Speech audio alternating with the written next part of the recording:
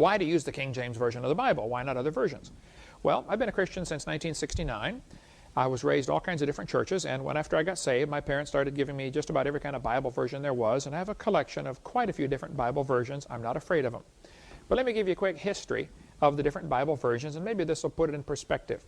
I have slowly, over 30-some years, come to the position of the King James. Now, I don't fight Christians that use other versions. Use whatever you want, okay? But I think if you're really going to be a Bible student, you're going to have to get a King James. Here's the story. The New Testament books were written shortly after the time of Christ.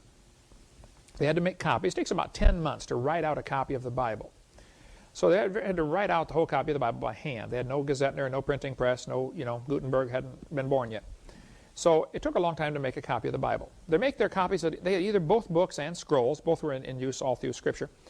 And they make a copy and then they check it very carefully. If they find a mistake, they're going to burn it. So they were very careful to get it right. They had a checking system that was really pretty goof-proof. They made all these copies and they spread out around the world because this was a time of great persecution. Christians are getting persecuted, so they spread out to different countries and they bring their copies of Bibles with them. So you got somebody in India who's copying the Bible and somebody in France who's copying the Bible, and pretty soon the copy wears out. Let's just pick a few numbers here. This is a book from the early 1900s. It's a very beautiful book and it's beginning to get worn out. If this book was in active use, if I opened it and closed it and read from it every single day, it would shorten the life of it. If it just simply sits on the shelf, of course, it lasts longer. But a book in active use is going to quickly fall apart, as this one has already begun to fall apart, and it's not in active use, believe me. The scrolls that are in active use are not going to last more than maybe 200 years. Let's be generous here. Let's say a book lasts 200 years if you use it every day. So they use these scrolls or Bibles, and they're copying from it every day. At the end of the day, they roll it up and they put it away. Within 200 years, it's worn out. It's rags. You throw it away. But it doesn't matter because by then you have 50 copies you've made off of this thing, or maybe 100 copies. They've made copy after copy after copy of these scrolls or books. So you have exact copies of the original. The original is junk by now, so you throw it away. It doesn't matter. You take those 50 copies and you begin making copies off of those. And again, a very careful copying process, but after a few hundred years they are junk, so you throw them away. This goes on several generations, and now you're on the 4th or 5th or 6th generation from the original. And now you have thousands of exact copies of the original, which is long gone. It's been thrown away years and years ago. Okay, about the early 1500s, they decided to put the Bible into English. And so Erasmus and Luther and Tyndale and the Geneva Bible and all this was made in the early 1500s, and throughout the 1500s. They're making copies of the Bible. They're translating it to English. They went around and gathered up old scrolls that they could find and copies of the Bible, and they found about 5,000 copies of Scripture from countries all over the world. This group of manuscripts became known as the Textus Receptus, the received text. They looked at all these scrolls and could find no differences except the spelling of people's names and the spelling of cities, like Peter and Pedro and stuff like that. So they made English translations, and finally the King James in 1611 was made from these texts, what's called the majority text.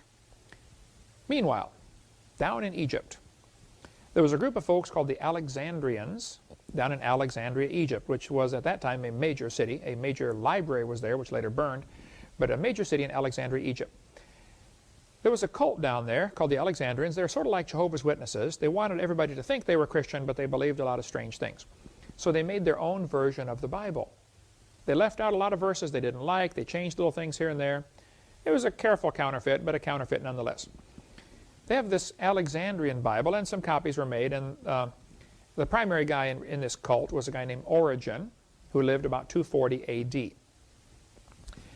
In 350 A.D., 2 copies of the Alexandrian Bible were made, and those copies are called the Sinaiticus, because it was found in the Sinai desert in a monastery, and Vaticanus, because it was found in the Vatican Library in the basement, I believe. Those 2 copies from 350 A.D. are still around today. 1,600 years old copies of the Scriptures, well, of the Alexandrian Bible. The Latin Vulgate was made from those manuscripts in 380 A.D. It was translated to Latin.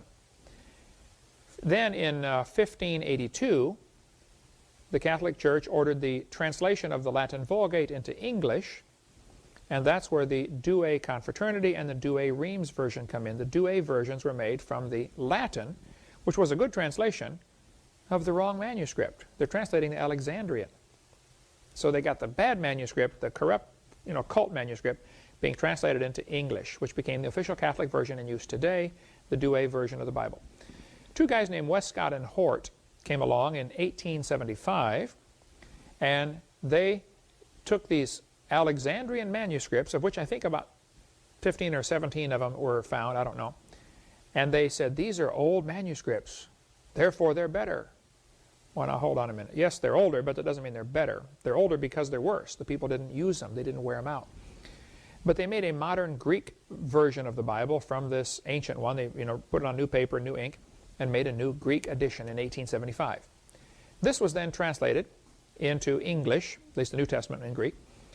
And so the English translations of the of the Westcott and Hort text include the Revised Version done in 1881, the American Standard Version done in 1901, the Revised Standard in 1946, and that's the Bible I got saved from, the New World Translation, Jehovah's Witness Bible, made in 1950, the New American Standard Bible, made in 1960, the Good News Bible, the Amplified Bible, the Living Bible, and the NIV. All of those are good translations of the wrong manuscript. So I don't fault the translators. I think they're probably sincere men, probably intelligent men, but they're translating the wrong book. They need to get the right Bible. The first mention of Alexandria is in Acts chapter 9 when they were disputing with Stephen, arguing with the Christians. And we still got the same thing today with these different versions of the Bible, arguing with the real Bible. Okay, my Jehovah's Witness Bible on my shelf will probably never get worn out. It doesn't mean it's better, it just means I'm not going to use it. Okay, I have one, I have a Mormon Bible, I'm not going to use it. So that's the story. There are more manuscripts of the Bible than any other book ever written in ancient times. Homer's Iliad, for instance, there are only 643 manuscripts known today. By 1946, they discovered 24,000 manuscripts of the Bible. Then when the Dead Sea Scrolls were found in 1947, they now have 40,000 new manuscripts to work from. So the Dead Sea Scrolls made it up to the total now of 64,000 manuscripts of Scripture. The Isaiah scroll is 1,000 years older than any known manuscript anywhere in the world. And it matches exactly the Textus Receptus, the King James. I recommend you get the book New Age Bible Versions. You can order it from my ministry, or go to avpublications.com if this topic interests you, about studying different Bible versions. And we could spend hours about that.